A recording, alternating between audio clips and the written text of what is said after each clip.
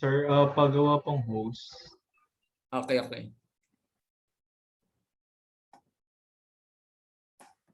Ayan, pwede na yata. Na-adjust ko na.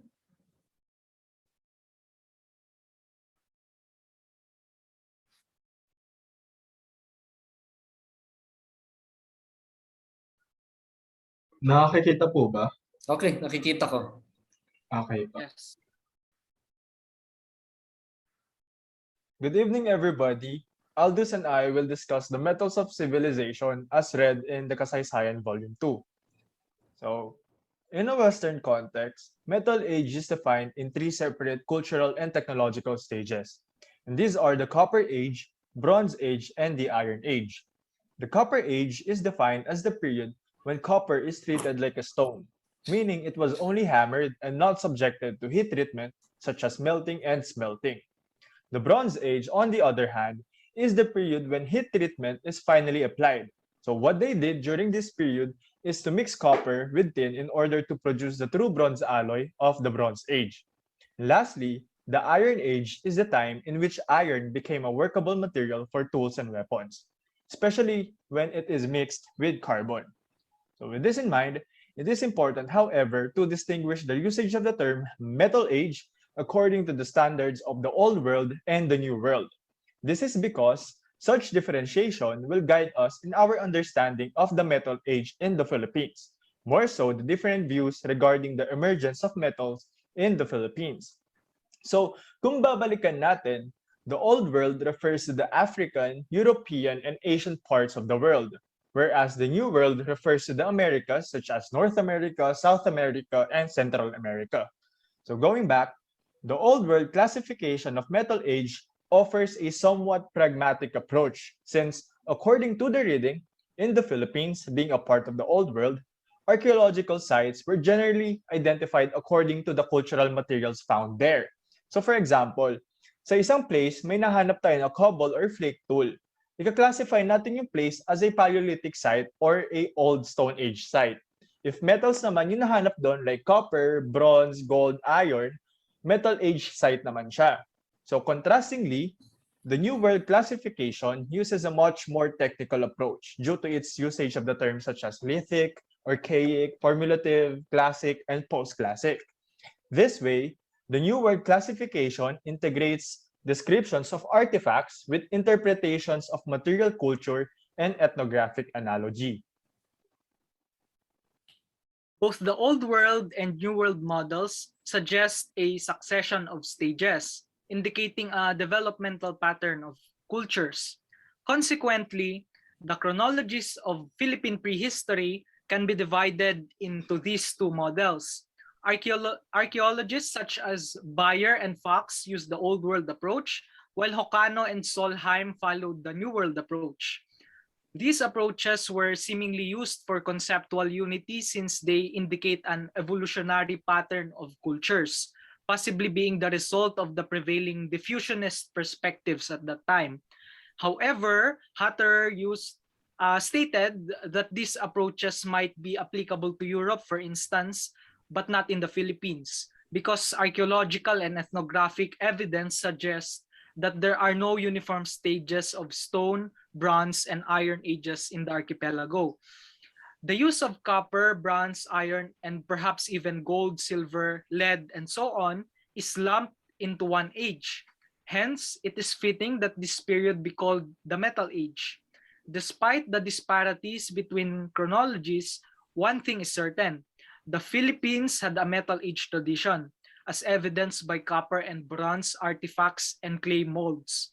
Although there is no evidence supporting the mining of ores during that time, these artifacts prove that Metal Age people in the Philippines possessed the know-how on metalworks. So according to the reading, there are 5 theories with regards to the emergence of metal artifacts in the Philippines. And these are from H. Otley Bayer, Wilhelm Solheim, the second, and F. Landa Hocano, Karl Hotterer, and Robert Fox. So first, according to Bayer, metal artifacts in their excavated form emerged in the Philippines between 800 BC and 500 BC through the fifth wave of migration. More specifically, he believed that copper and bronze artifacts came to Luzon from Vietnam or from the Dongson area of Vietnam, and from the South China coast. Second is Solheim.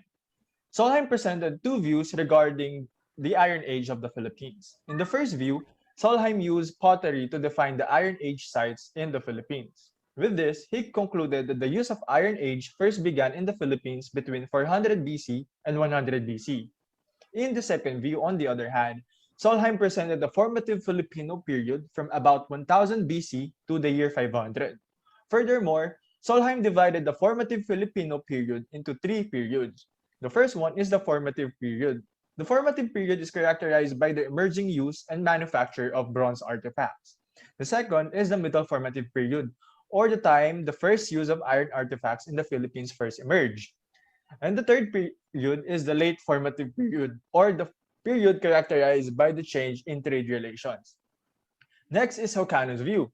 According to Hokano, iron first appeared in the Philippines from about 500 BC to the 10th century AD, and he called this as the incipient period. Incipient meaning the beginning of the leveling of local cultural differences. The fourth view is Hutterer's view.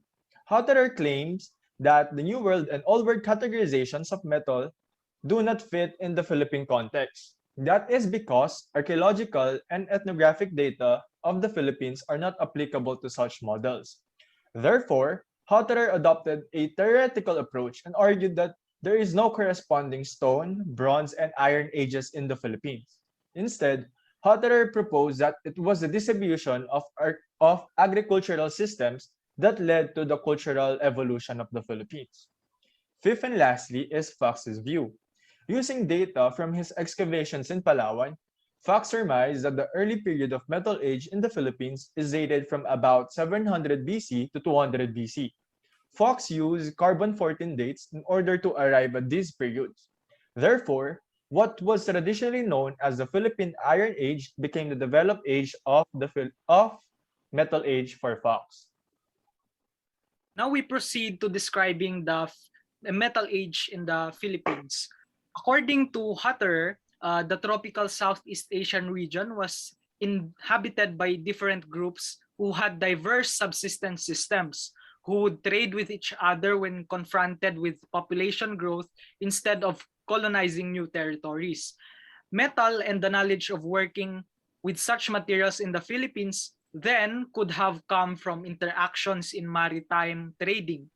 Copper and bronze knives, spearheads, needles, etc. are the earliest metals found in Philippine sites, dated from 800 BC to 600 BC, a period estimated to be the early Metal Age in the Philippines.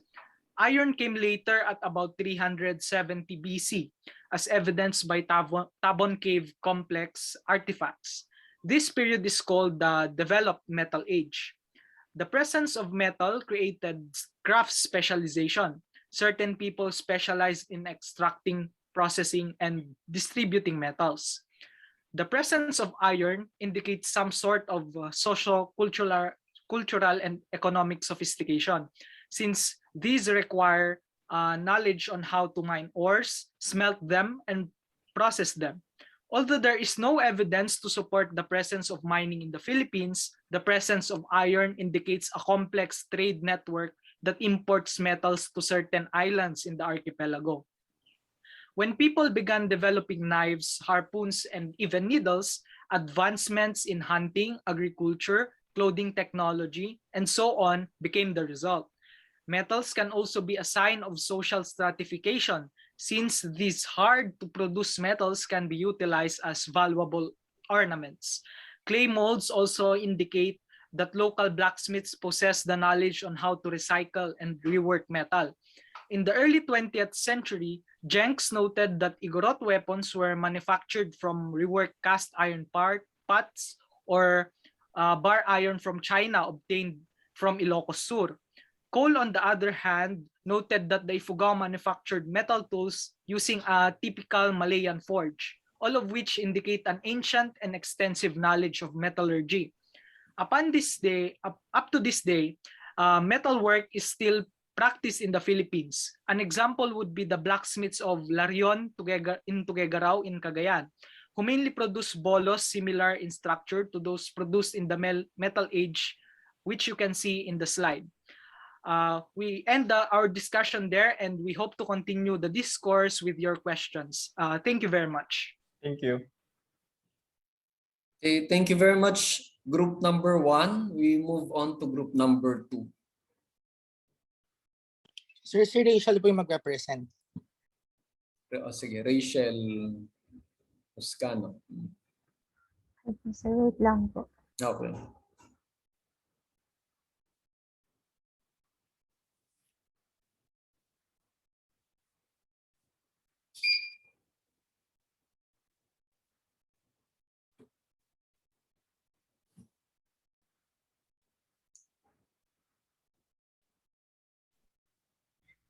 Good evening, everyone. Today we'll be reporting about the chapter Stones of the Sea, which will revolve around the province of Batanes. Batanes lies at the northernmost tip of the Philippine archipelago. It consists of 10 small islands. Only 3 of them are inhabited: Itbayat, Batan, and Sabtang, while 2 of the other 7 islands are being used by some residents to keep their goats and cattle. Batanes was believed to have been created by a series of volcanic activities and geologic forces from the late Miocene period of evolution. This is based on the evidence of the existence of 3 bodies of land on Batan Island, which are Mahataw Volcano, Mount Matarim, and Mount Iraya. An eruption of Mount Iraya around 325 BC buried burnt wood and broken pottery under the ashes that indicate that the islands were already being inhabited over 2,000 years ago. 2 more eruptions happened after, and they were responsible for the geologic features and fertile soil of much of Batan Island today. In the early 1980s, Japanese researchers were able to find Ijang sites which looked like stone columns with man-made holes. They are described as prominent landmarks found close to towns and barrios. They are high rock formations which can serve as fortresses or refuge against attacking enemies. Hornedo suggested that these structures might have been made in pre-Hispanic times when the Ibatans were divided into small clans that lived near the sea. Sometimes the clans would attack one another for conquest or revenge, and to protect themselves, they would climb to the top and throw stones at the enemies below. But that was just his theory, and it has not been proven. Hornedo also pointed out that the Ibatans were boat makers and seafarers who lived in the tribal communities, and digging along the shores and beach bridges for the seawall construction of the present-day Ivatans, and also occasional erosion, have exposed evidence of pottery which they use as burial jars. Between 1994 and 95, a team from the National Museum visited the 4 Batanes Islands to study the Ijangs. From these studies, they were able to identify 3 types of drilled stone columns that were made of limestone, conglomerate, and columnar andesite. So conglomerate and limestone are sedimentary rocks that are commonly found around bodies of water, while andesite are fine-grained brown or grayish volcanic rocks. So it's normal to find these type of rocks in Batanes. The Sabedog is one of the 4 Ijangs found throughout Batanes and is considered by some as the most impressive. The Sabedog Ijang has a base area of approximately 180 by 160 meters, and it rises 63 meters above sea level and is shaped like a triangle when viewed from the top. So some of the stones have holes, some did not, while others appeared to be still in the process of being drilled. There are also variations in how they have been drilled. Earthenware fragments along with stone tools and stones arranged in different formations were also found, which were evidently used and done by early inhabitants. So it's called the Song in Sabedog because greenware ceramics of the Song dynasty type were recovered from the site as well. This is called an Englishman's Cliff, as it was believed to have been visited by an English explorer named Captain William Dampier. It is located in an island called Ibuhos, which is in the west of Sabtang, and it was occasionally visited by people who raised their cows and goats. Terrace settlements on the ledges and cliffs of a high limestone formation were observed and described by Captain Dampier in 1687. Now we know this as the Ibuhos Ijang. According to Ornedo, the people Dampier found lived in the mountain villages. They bartered or used gold as a medium of exchange, and they built many boats and valued iron greatly. Below that was a special type of cemetery or burial ground, which is known as the boatmaker's grave. So since sa previous slide nga nabanggit na yung pinakatrabaho nila ay um, nagbe-build ng boats, ganyan, and related sa sea, it is only understandable na yung term na ginamit for this one is boatmaker's graves. And it was called that way because 15 burial markers made of stone and arranged in the shape of a small native Batanes boat under a thick growth of pandan plants were found.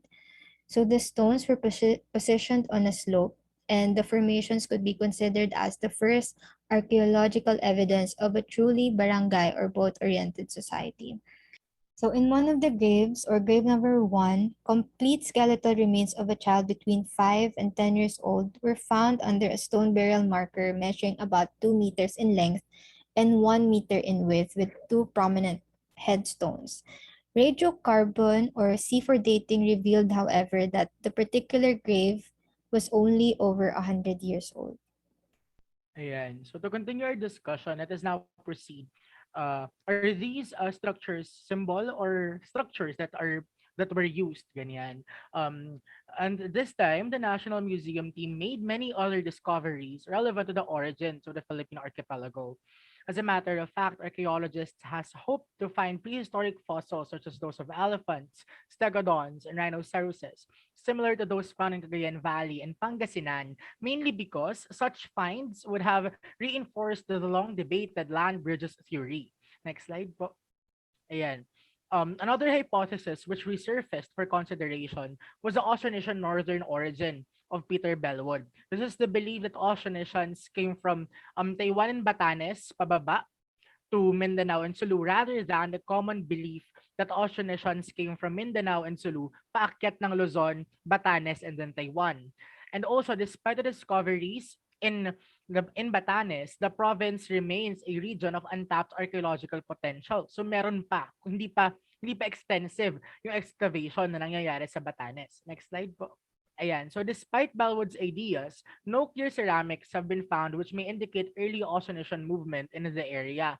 So despite of the discovered ceramics, ganyan, because there were reports of jar burials and earthenware vessels with an early stamp design and Neolithic artifacts such as basalt adze and axe na na-discover. Despite these discoveries, wala nag-indicate na merong naunang Austronesian movement sa taas kaysa sa baba.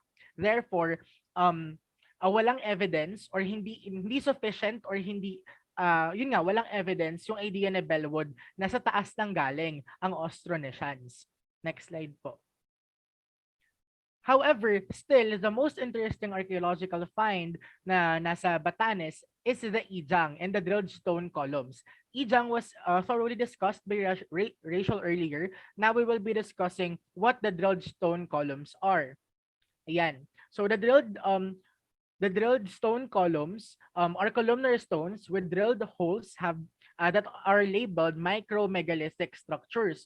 So they are small stone monuments of which similar versions, may similar versions sa sila na makikita sa Indonesia, Malaysia, and sa Taiwan. Now, since yun nga, nabanggit natin na ito na yung drilled holes, the question is, ano bang gamit nila? Therefore, we have 5 hypotheses on paano siya ginamit nung panahon na yun, and anong purpose niya, bakit siya ginawa. Number 1 is that they were used for fastening the ropes which carried the stones from their distant quarries. Number 2, could have formed part of the structure of houses.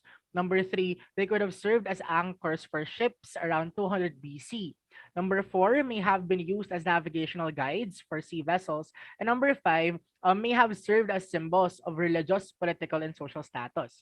Next slide po. However, 3 of these hypotheses on the drilled stones have been virtually debunked by Batanes explorations. Because firstly, the holes could not have been used to tie ropes to be an anchor for ships. Mainly because merong nag-exist na half-drilled stones na nakita sa Savidog Ijang.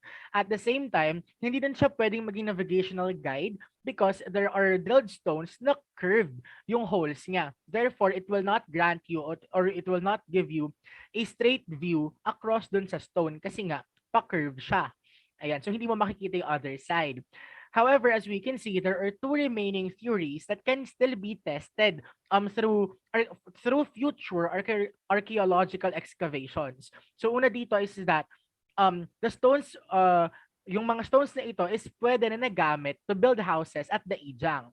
And second, that they may have served as symbols of religious, political and social status. Next slide. So if we would focus on the latter, there will be three implications. Number one is that there must have been a complex social organization existing at that time. Second, there must have been a sizable population of at least 10,000 people, mainly because nag-exist na nga ang isang social organization. And lastly, as Rachel mentioned earlier, ang Ijang is nag-exist as defense, ganyan. So with the presence of fornication, there must have been a reason for defense, which means that nag-exist na yung parang conflicts and feuds among the people of various Ijang. Also, archaeologists have reason to believe that Ijang functioned like the Okinawan Gusuku. Okinawan Gusuku is a major part of the architectural heritage of Japan's Momoyama period in the 16th century. So as we can see naman, the picture on the left is an example of an Okinawan Gusuku, and yung right naman is yung picture ng Ijang. So very similar sila, di ba? Next slide. So these are more photos on how we imagine Ijang looks like back then.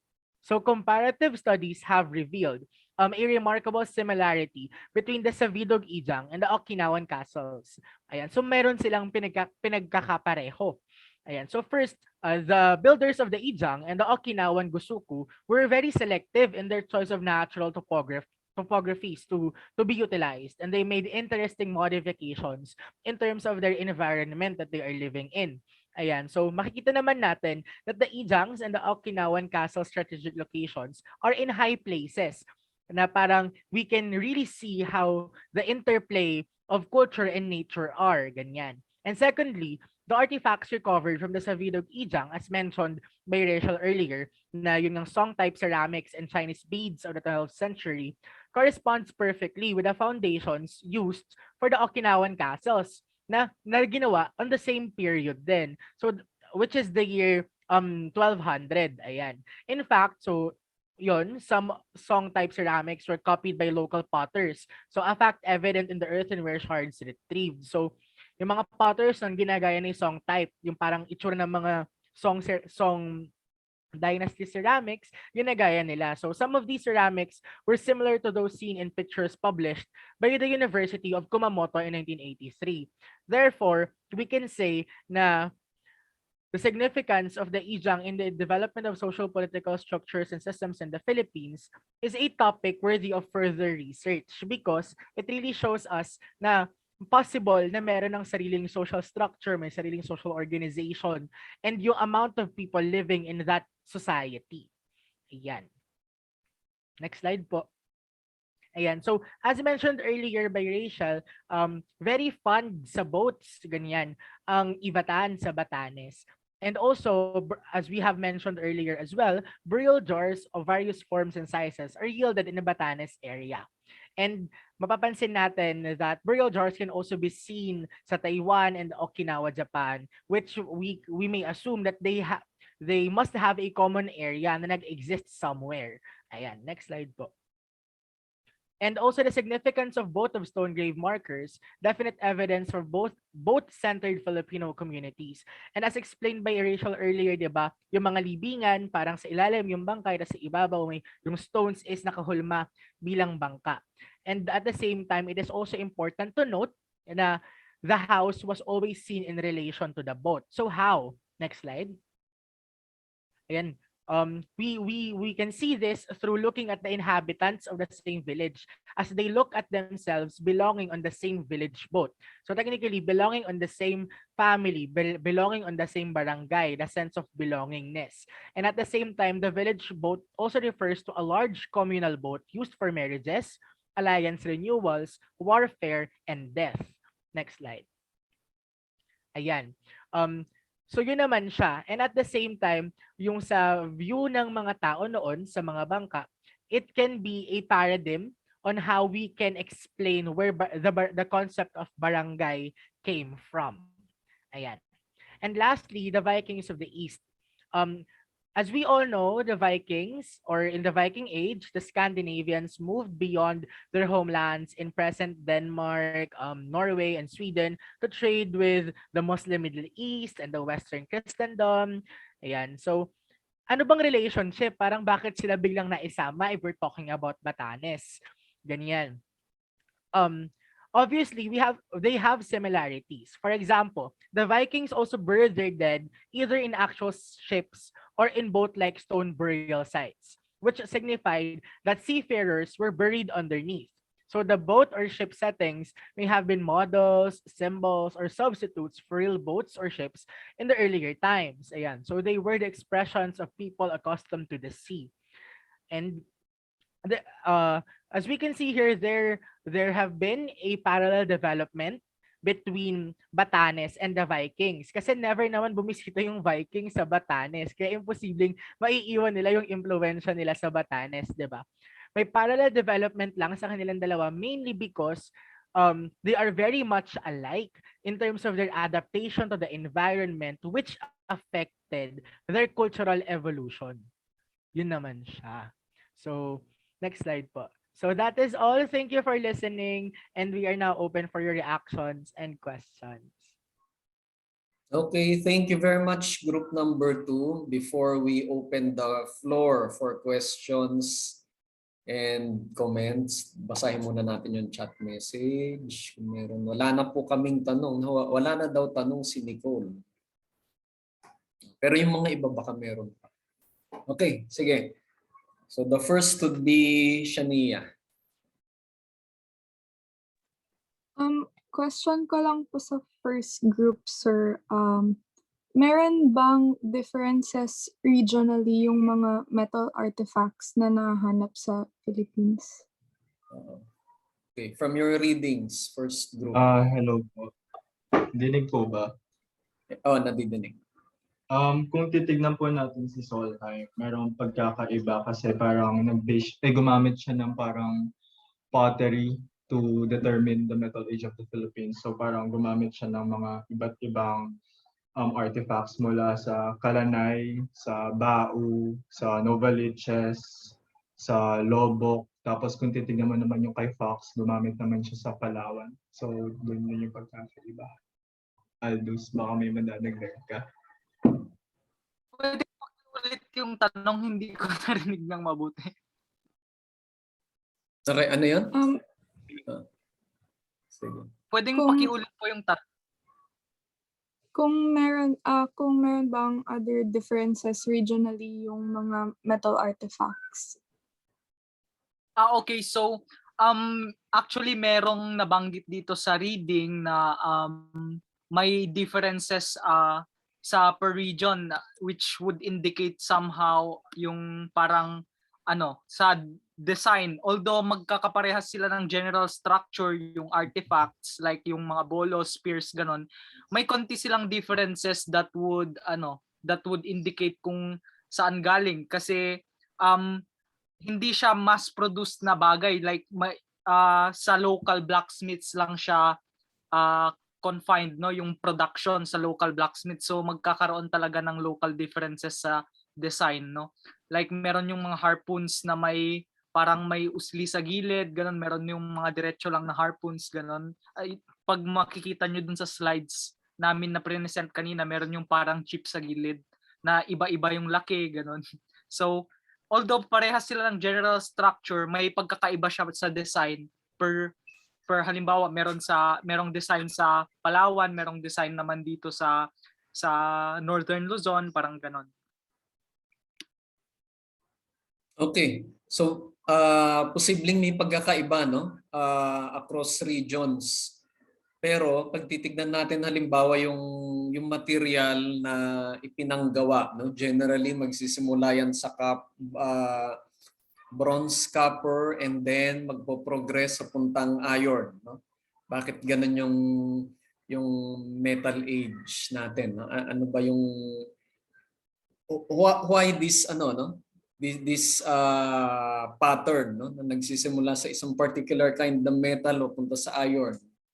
Iba nabanggit na no ng group number 1 na this is because of the the ease of fashioning metals into artifacts. No, una you have to mine them. Diba saan ba kinukuha ang mga metals? Minimina yan, no? Halimbawa yung gold, no? If you have been born in Benguet, na lalong-lalo na dun sa mga towns na nagmimina ng ginto, madalas kinukuha yan, halimbawa yung mga small miners ano dun sa mga ilog, no? Dun sa streams, pinapan at inaano nila, pinapan ganyan, no? May mga iba naman hinukukay nila. Ito yung traditional forms of mining natin. And then they separate the ores, no? Kukunin nila yung pinaka metal na kailangan nila, ha? Pagsasama-samahin niya, no? And then they have to in order to process them, they have to subject these materials into particular intensities of temperature. So for copper and bronze, pag kinumpara mo halimbawa sa iron, medyo mas mababa yung melting temperature no kumpara sa iron. No? Iron entails a higher melting point, no? Kaya medyo mahirap gawin yung metal artifacts nung una. No? Kaya nagsimula tayo sa copper and then bronze, tapos later on iron. No? May nagsasabi pa nga na ang iron daw ng Pilipinas ay galing dun sa existing iron artifacts na dinadala dito sa Pilipinas noong unang panahon, no? During the pre-colonial period. I am not familiar if there are excavations that show mining of iron. No? Baka meron na, hindi ko palang nakikita, no? yung literature. No?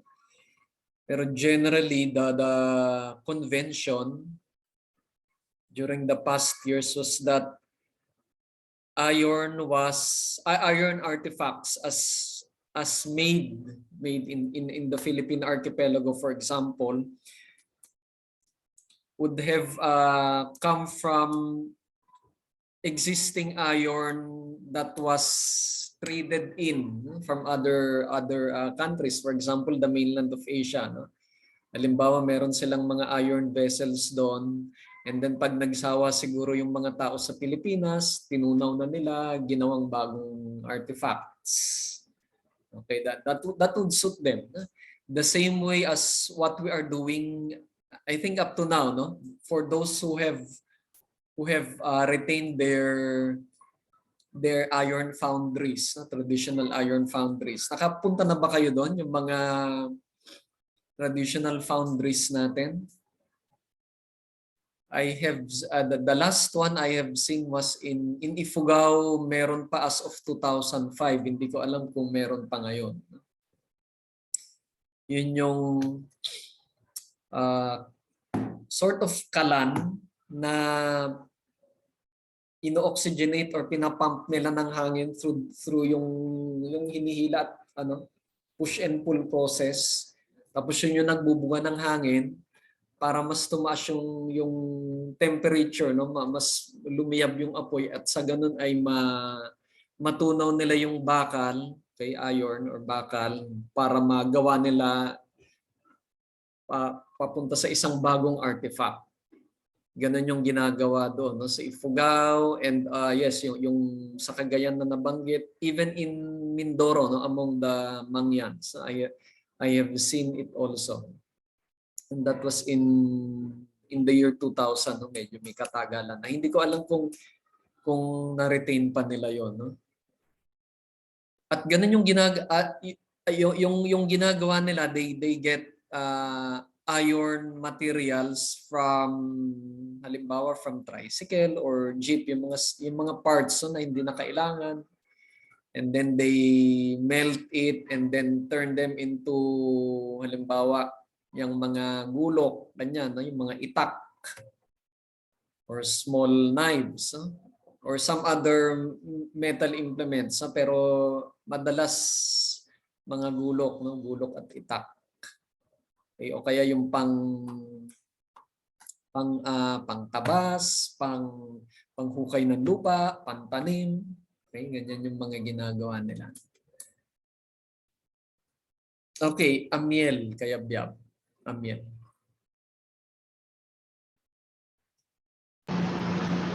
Hello. First of all, congratulations sa two groups na nag-present kayo. I think your presentations were excellent. I'll just offer an insight lang on the first presenters. Tapos isang insight din sa pangalawa, and then isang question sa both. So doon sa yung presentation nila Aldous at Kobe, I think it highlights yung important problems na kailangang i-face ng Philippine archaeology, particularly sa pagka one framework does not fit all.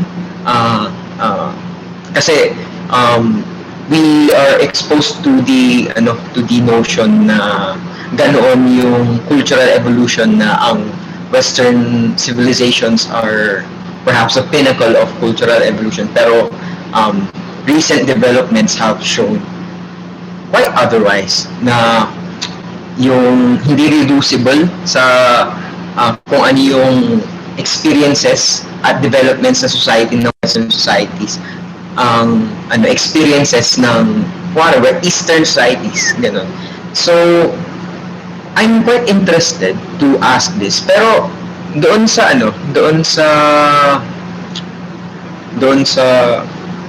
yung theories na present nyo on yung origin ng metal, yung how metals arrive in the Philippines, what do you think is the most plausible theory doon? And kasi I'm guessing siguro si Hatter, pero what do you think? Hello, Angel. Hello. Actually, Hatter din ako kasi si Hokano pati si Solheim gumamit ng New World na categorization, tapos yung other two naman gumamit naman ng Old World categorization. So yun, si Hatter kasi ang argument niya, special na ang Pilipinas, hindi siya applicable sa unilinear concept tulad ng mga nakikita sa Old World at sa New World. Kasi ang argument niya rin, walang masyadong archaeological pieces of evidence na nagkaroon ng mining and ng manufacturing ng metals sa Pilipinas. So, kay Hatter,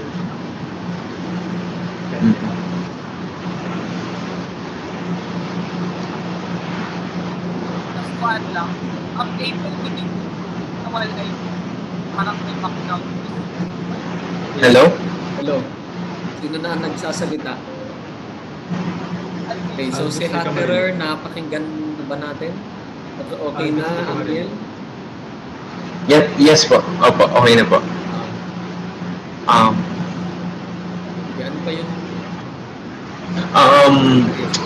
Dun sa second po. I think a good discussion doon sa pangalawa is how yung importance ng boat sa Batanes is also reflected sa nahanap na jars sa Mananggul Cave sa Palawan. How perhaps yung life is indeed a boat, and how it parang nagkakaroon tayo ng same experiences concerning we see community life, we see death, we see the afterlife through a boat. So kagaya nung yung sa report namin which had yung discussion on I think kasi wala ako doon, I think Claire was able to you present yung yung cave ay yung cover ng Mananggul jar, which has three elements, yung boatman, yung soul, tapos yung boat itself. Ganun. And yung according kay Zeus Salazar din, ang people, yung mga early Filipinos, sorry, medyo distracting. Yung mga early Filipinos, they had that kind of metaphysical thought na kaya siguro both yung representation nila ng afterlife kasi kumari sasakay ka sa given na di ba na the Philippines is an archipelago and surrounded tayo ng waters, and kung sasakay ka sa boat tapos row ka to insofar as nasa gitna ka na ng ocean, it's as if you're rowing towards a foggy place, parang ganun, parang a place with no parang incorporeal, ganun, parang hindi na siya earthly, ganun, hindi na siya worldly, kumbaga. Kaya yeah, I think it ties in with yung with yung importance ng boat sa tapos I'm quite interested din doon sa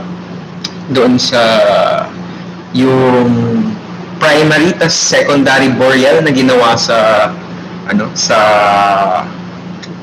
ng mga ibatan. So kasi na-research ko doon sa parang burial processes, yung burial, yung primary burial, yung full body talaga, doon sa boat shape na yung rock shape na parang ganun na tas may yung tao nandun sa ilalim. Tapos yung meron doon sa reading na nasa jar sila, ganun. So nag-apply ba dito yung ganung process, yung may primary burial tas may secondary burial? Yung primary being yung boat shape, yung stone art na shape like a boat, tas yung secondary burial being yung nandoon sa yung nakitang shard ng stone ng broken pot na burial jar. Applicable ba yun? Coherent example ba yun ng primary and secondary burial process? Okay. Hello? Michelle. Hello. Thank you, Amiel. Actually, may nakita dun na parehas na primary and secondary na ganap. Kasi meron din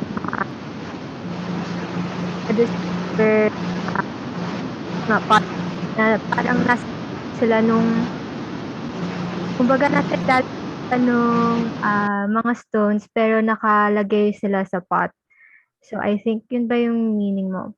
So the answer is yes, applicable siya. Nag-go through sila ng primary and meron ding secondary burial. So, yeah.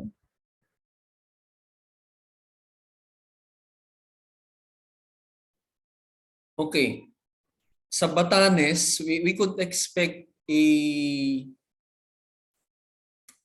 plurality of the methods of burials, hindi lang halimbawa primary inhumation, yung tinatawag natin na paglilibing halimbawa ng buong katawan, katulad ng ginagawa pa rin natin hanggang ngayon.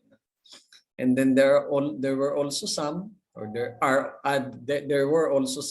who do secondary burial in jars, no? Hindi pa natin sigurado kung alin sa kanila at alin sa mga yun din ang ginagawa ng iba't ibang tao sa Batanes. Merong mga taong nililibing halimbawa through primary inhumation, just like yung ilan sa mga present nyo, and then meron ding through secondary burials. Okay. Sige, ano pa ba yung babanggitin ko? Anyway, sige, mamaya na lang babalikan ko. Tawagin muna natin si Davina. Yes, sir. Doon sa Pakilakas ng volume mo, Davina. doon sa first reporter, narinig po ba? Naririnig ka. Sige. Doon sa part ng reading ni Legarda, na-mention niya yung piloncito. I'm not sure if I'm pronouncing it right. So, wala kasing evidence kung saan nanggaling tong piloncito na to, where exactly it came from. Bigla na lang siyang nag-appear in many different parts of the country. May hypothesis ba kayo from kung paano ito na manufacture or how it came to be, parang in general? Hello, Okay. narinig na po. Sige. Yeah, I would like to thank Davena for that question kasi hindi ata nababasa yung part na yon. So actually yung piloncitos are found everywhere in the country. May nababalitang yung mga hordes ganon na nahuhukay, like may naghuhukay ng building tapos biglang may matatamaan na pot na punong-puno ng mga ganong coins ano. So actually may mga nabasa akong accounts. I'm sorry I could not give names. Maybe sir could supplement mamaya dun sa mga pangalan no.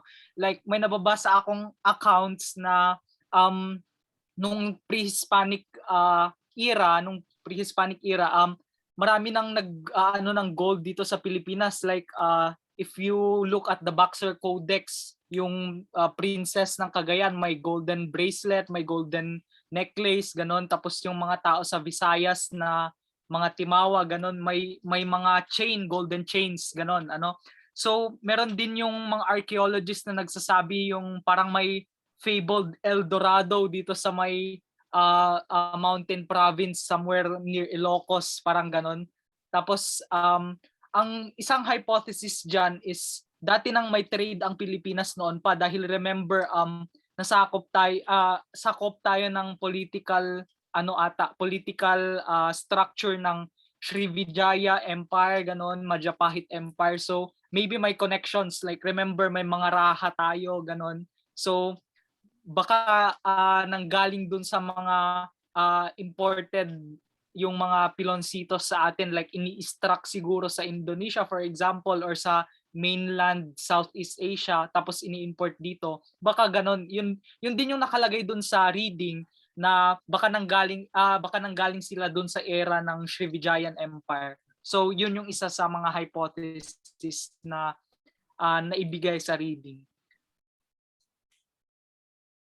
Okay. Thank you. Sige. Okay, thank you. naman po, sir. Sige, may follow-up ka pa, Davina? Doon sa, may isa pa po. Ano po yung, sino yung fifth migration ni Bayer na nagdala ng metal Sino sa yung Pinas? Yung? Fifth migration po.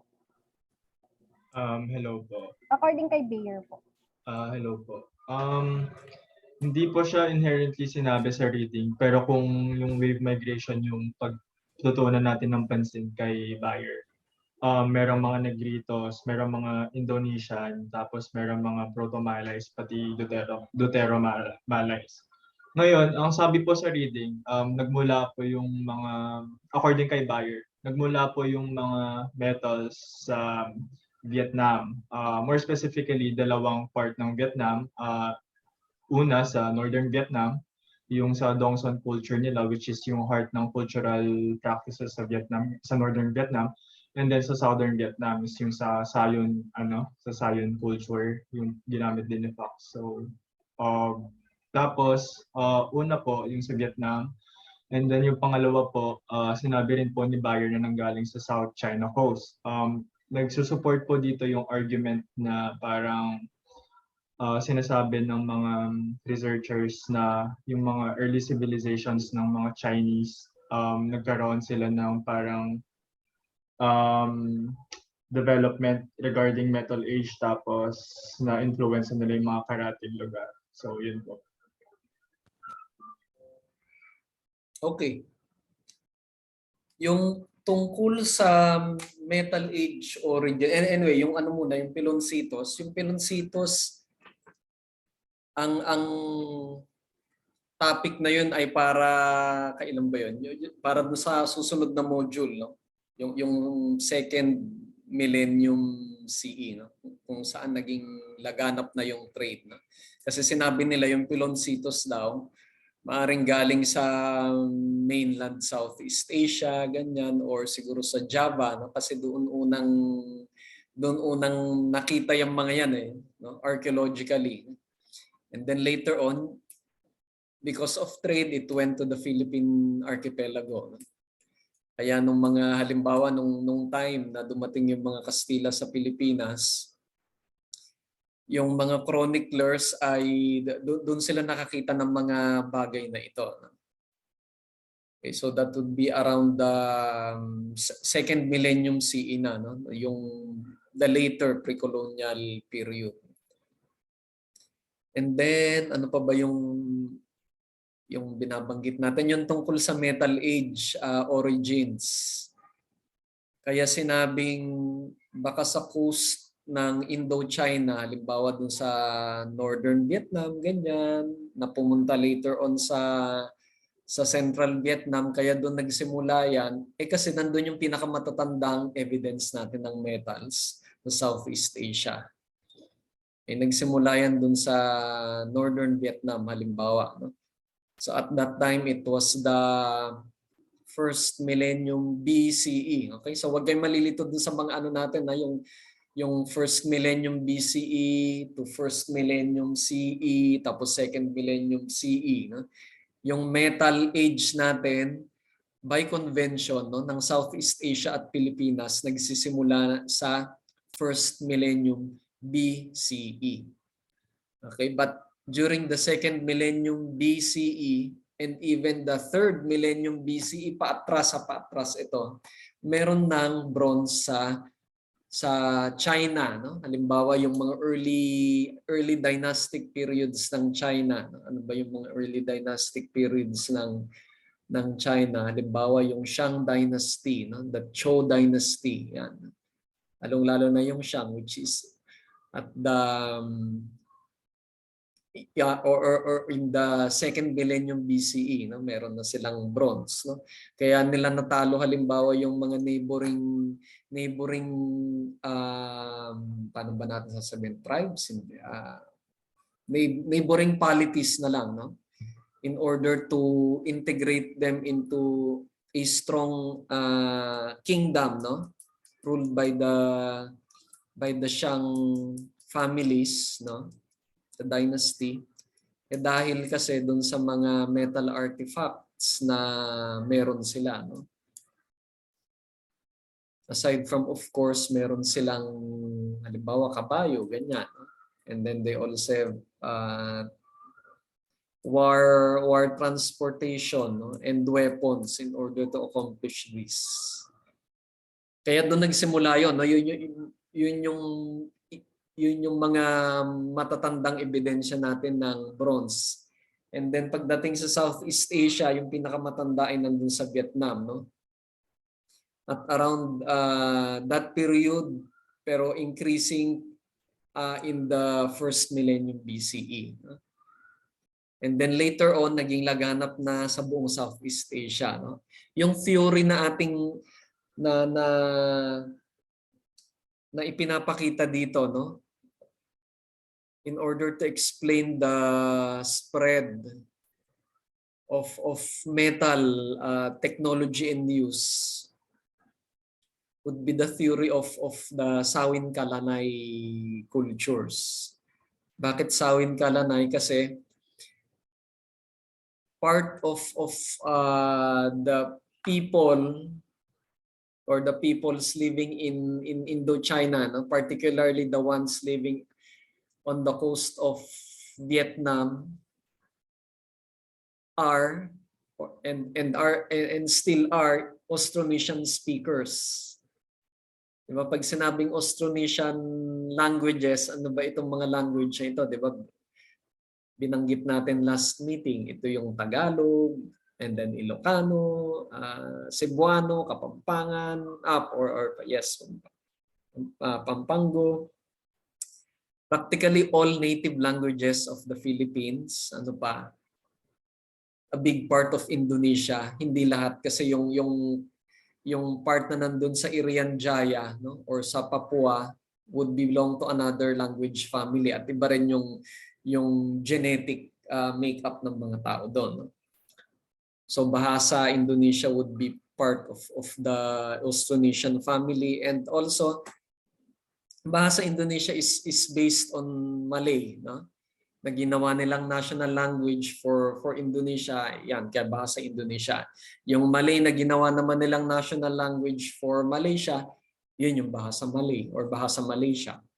But practically these are dialects of the same language, which is Malay. Aside from that, ano pa, no? Lahat ng languages ng Sumatra, Java, Borneo, lahat yan ay nandun sa Austronesian languages. But for Indochina, iba, no? Ibang family sila, no? Hindi sila considered Austronesian. But a small part of that, no? Kasi may mga taong nagsasalita din ng Austronesian, and that would be in the south of Vietnam and a small area of Cambodia. Yun yung tinatawag natin na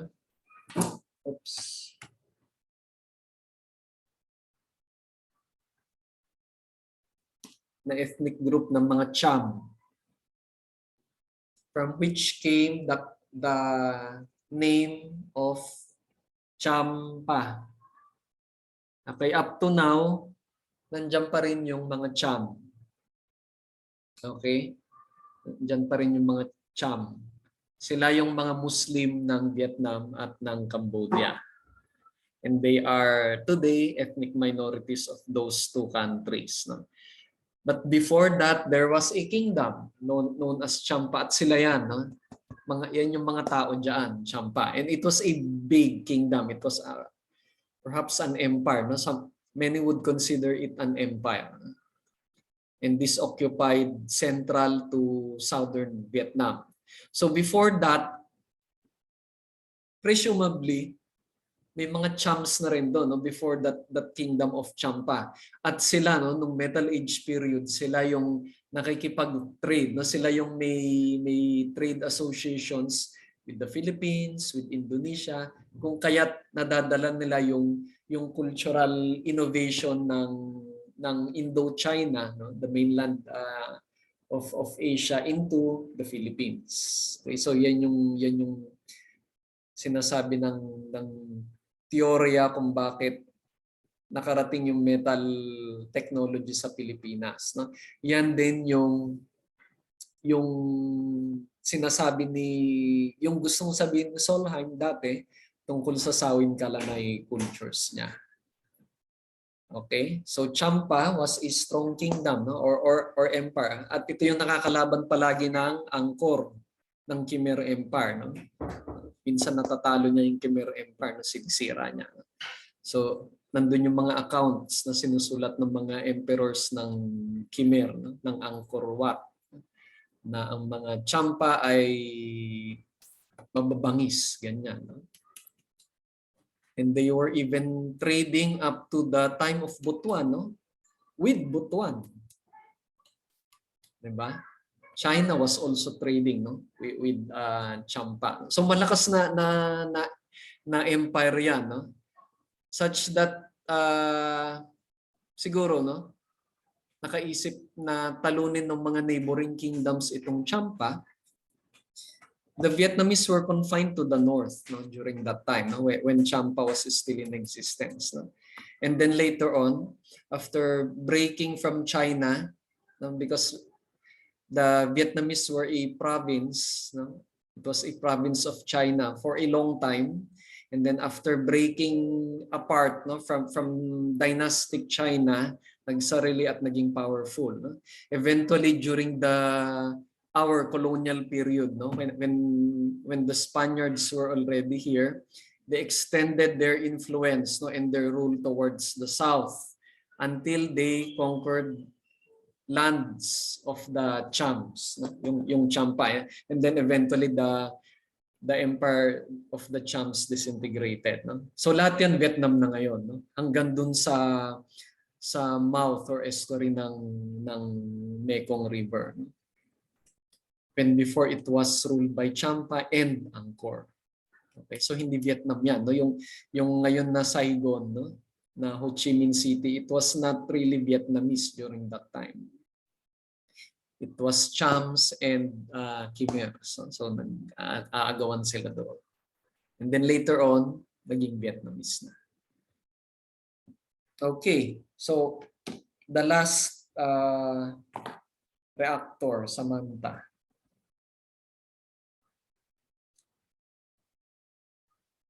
Okay, so if you cannot turn the mic, you can just type. Nandyan na ba yung message mo or questions sa chat box? Okay, nandito na pala, no? So before that, I will read to you the many chat messages, no, that I haven't read yet. So from Nicole, sila yung mga Indonesians be from Indochina and South China, small dark-skinned stock hair compared from Indonesian A. No? Ito yung dating binanggit. These are only theories. No? So we should be reminded that these are only theories. Mga haka-haka in order to explain why people, for example, in the Philippines are such. No? So mahirap ma-verify ito. No?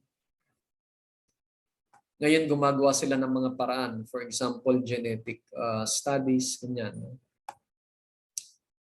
So from Aldous, I think my audio was malfunctioning a while back. To respond to Amel's question, I say that when it comes to the Philippines, I agree that Western archaeological conventions might need tweaking in explaining the prehistory of the archipelago because the Philippines is unique in terms of archaeological discoveries. Some even have controversial dates. Jenks even claimed there was no Stone Age in the Philippines, that there is reason to believe that a Wood Age is more probable, no? Because wood disintegrates fast, explaining the lack of artifacts. For me, you cannot evaluate the theories under the concept of most probable because they work in explaining different aspects of one thing.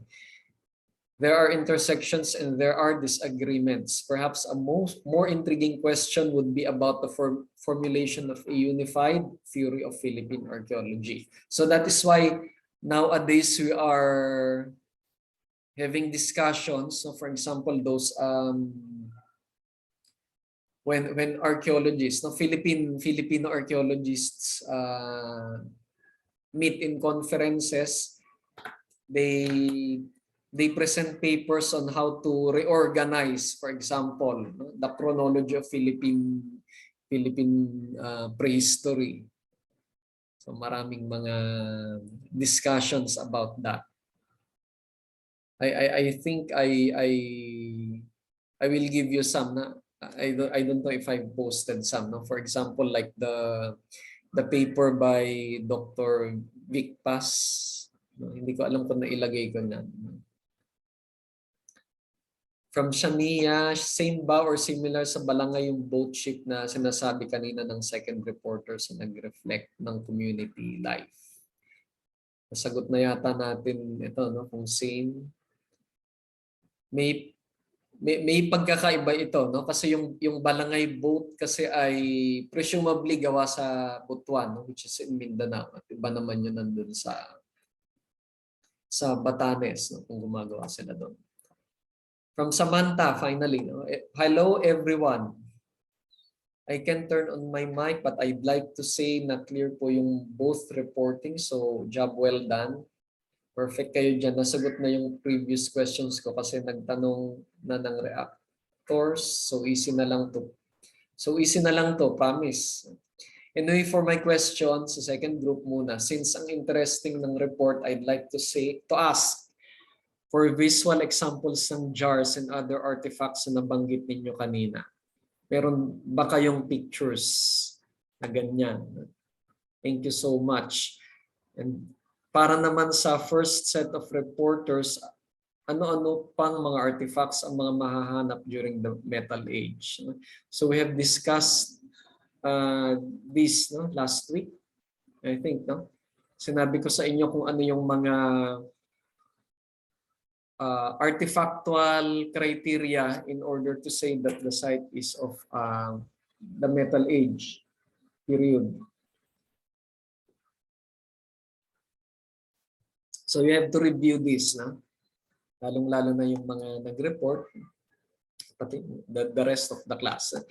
And what is the difference of melting and smelting? Thank you so much. Okay. Sige. The reporters, would you like to comment on that? Kobe, First group. Okay. Yung mga archaeological artifacts na mahanap po sa Metal Age. Siyempre una, aside po dun sa mga metal artifacts, kunyari yung mga present ni Aldous Nabolo, siyempre meron dito yung mga earthenware potteries, pati yung earthenware potteries kasi isang distinguishing feature ng Metal Age is yung sa secondary burials nga, tulad nga na nasabi ni Sir last meeting. Tapos, pwede rin tayong magdagdag ng mga body ornaments tulad ng mga nahanap na parang ling-ling-on necklace, ling-ling-on na mga na pendants, amulets. So, yun. Tapos, yung melting versus melting naman, basically melting magme-melt ka from solid to liquid. Ang smelting naman, parang mag-o-obtain ka ng metal from an ore. So, yung ore yung mismong i-melt mo to obtain the metal. Ganun. Ayan. hello, just to add, yung smelting kasi kapag nagmina ka ng ore, kailangan mong tanggalin yung metal mula sa bato. So kailangan mo siyang i-smelt. So yung melting naman is yun nga nasabi ni Kobe na from solid to liquid. So pwede yung pwedeng i-rework yung may metal na walang bato, so yun pwedeng i-melt and i-rework siya. And to add din dun sa mga artifacts, meron na tayong mga needles, ganon, bronze and copper needles, harpoons, ganon, spearheads, no? Katulad ganong makikita dun sa header doon sa reading. So yun yung mga artifacts natin noon. Okay. So, nasagot naman yung mga questions.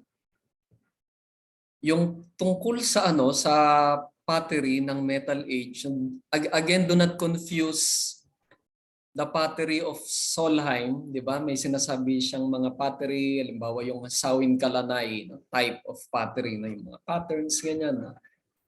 Yun ay para i-characterize yung Metal Age. Walang direct relationship yung pottery sa mismong metal artifacts.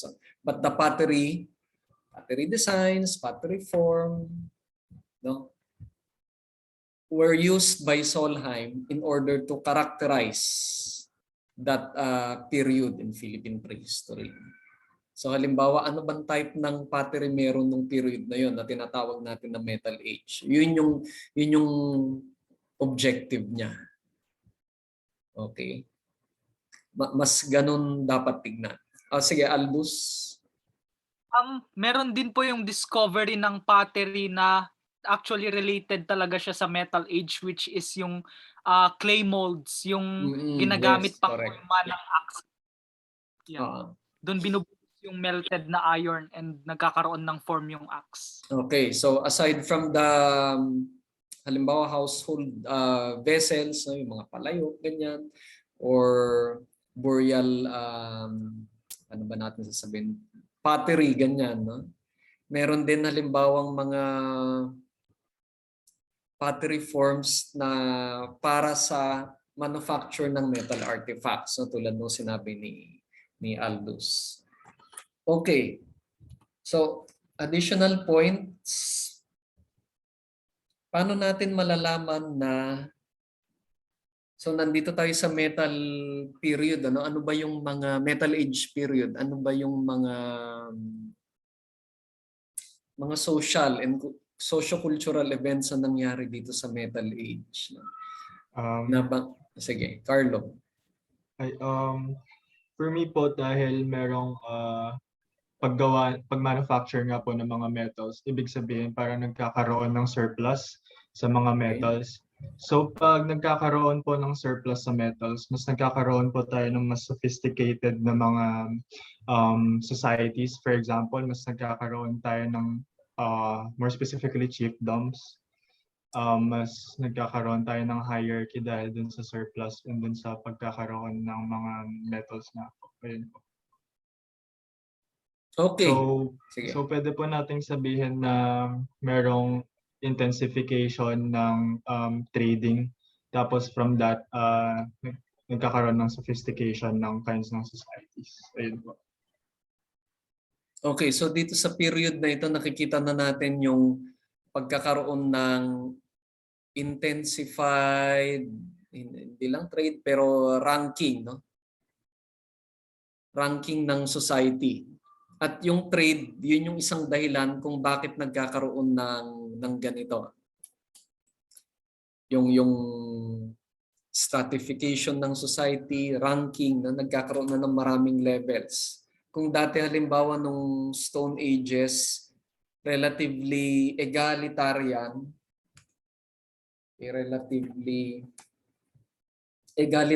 ang society.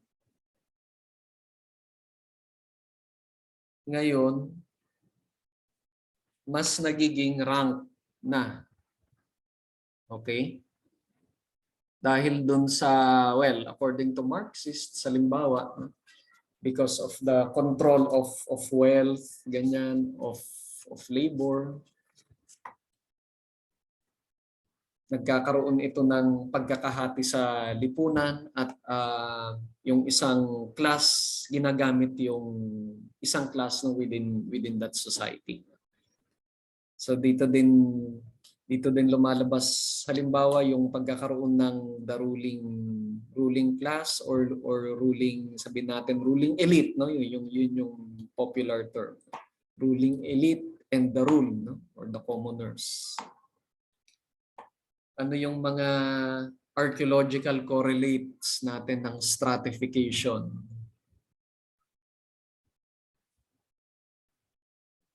Meron ba kayong napapansin, no? Archaeological correlates of stratification, unang-una yung pagkakaroon ng tinatawag natin na prestige goods. Okay, prestige goods. Ito yung term na ginagamit sa archaeology, no? Goods, alam nyo na, no? Pag sinabing, may goods ka ba dyan, ganyan. Ibig sabihin, may commodity ka ba or merong mga, ano ba? Siguro paninda, ganyan, di ba? Or jewelry, no? Tulad ng sabi ni Aldous, no? Pag sinabing prestige goods, those goods that confer prestige.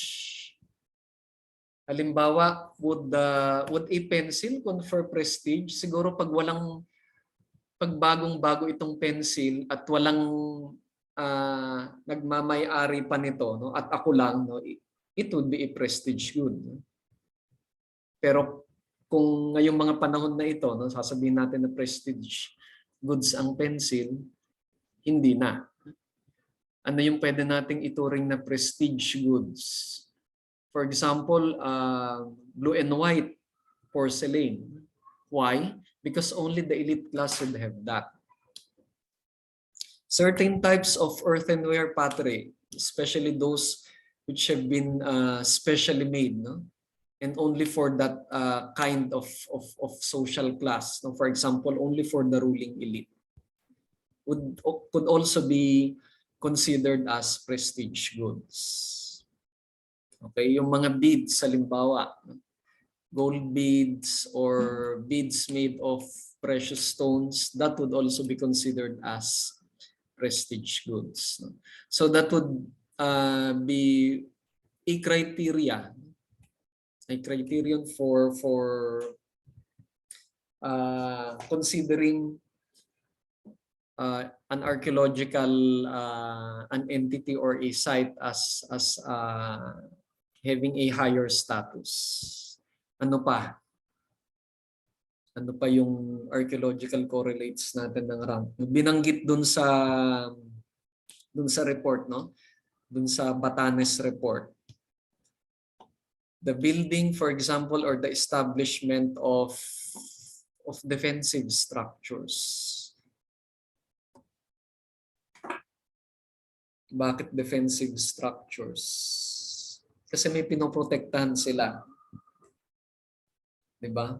Maglalagay ka ba ng defensive structures kung wala kang kailangan protektahan?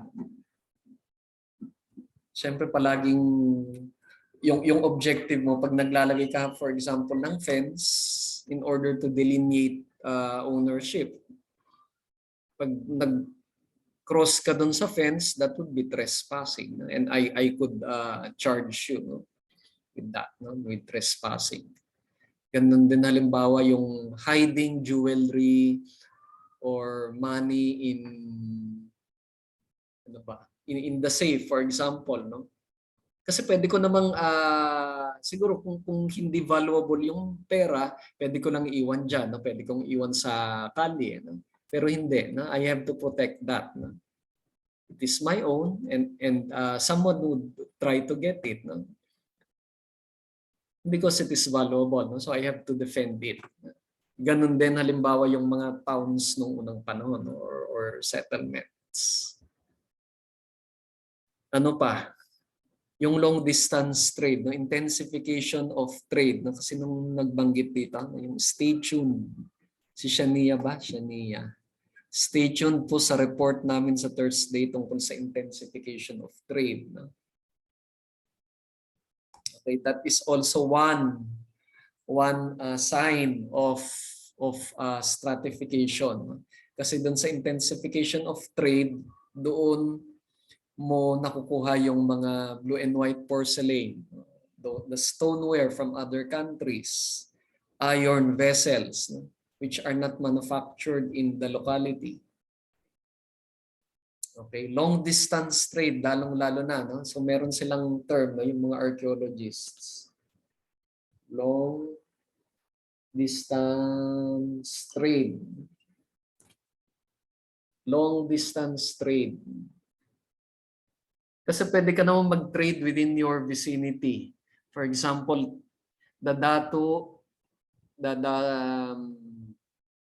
servants of the Datu would trade, for example, with the hunters and gatherers in the neighborhood or within their vicinity. Pwede naman yun in order to get, for example, foodstuffs. And ano ba yung mga foodstuffs? Siguro mga prutas, ganyan. And also the things they need every day like fuel, no? Yan ba yung mga almasiga, no? Yung mga galing sa mga puno. Ano pa? Beeswax. Diba? Yung aside from the honey, they also need the beeswax. Ano pa? They also need alam niyo yung nido soup, 'di ba? Yung the nest of this particular bird in Palawan. No, hindi naman yung king ang kumukuha o yung halimbawa yung chiefdom, no? Pwede sigurong kumuha yung chiefdom pero madalas ang kumukuha nun yung mga tao that are not organized into a chiefdom, that were living in the periphery, no? Dahil sila din yung may skill na gumawa ng gano'n. Halimbawa, aakyat sila sa mga bangin para kumuha ng bird's nest. Bakit nila kailangan kasi iti-trade yun ng chiefdom? So from these hunters and gatherers, the commodity, no, the bird's nest would be traded with the chiefdom, and the chiefdom would trade it with foreign polities, no, through long distance trading. And in return, no, they would get the blue and white porcelain, stoneware, and all those stuffs. Bakit? Kasi kailangan ng mga Chinese ito, no? This is part of their traditional Chinese medicine, no? Halimbawa, no? At pag New Year, Chinese New Year, madalas kinakain nito, no? Part ito nung handa nila. Bird's nest. At mahal ito. So for one mangkok na maliit, it could get, for example, in pesos, no, mga 2,000 pesos. Yan. Yun yung totoong bird's nest. No? Pero yung peke, mga 100 plus or so, mga ganun lamang. Pero yung totoo, libo yun. Okay? So, aside from, we will review that, no? We will review these things next meeting. No? So, mag-iintay tayo ng mga report, no? Sino ba yung magre-report? Sila Samantha, no? On long distance trade. So, hindi ko muna ilalabas lang. Yes, Samantha, you're Hindi po saying kami yun, something. sir. Ha? Sir, tapos na po kami last week. Sina Shania po yung next na mag-report. Sino yung magre-report nung ano? Sandali ha. Merong the merchants of prehistory and the emergence of the elite. Yung ano na yon, yung groups na yon. Okay, yung dalawang groups na yan. Okay, what else? Kaso nga ano na tayo, 3 minutes to go. Sige, sa ako na lang babanggitin ito sa Thursday na lang. Meron pa akong gustong banggitin. So if you have any other questions, you can ask them on Thursday and we will have the next set of reporters on Thursday. Ako din, I want to add more, no? Pero sa Huwebes na lang natin gawin. Okay? So thank you very much for attending this session. I hope you learned something again. Nag-iingat kayo palagi and you may leave now. Thank you, sir. Thank you po, Salamat sir. po, sir. Thank you po, sir. Thank you, sir.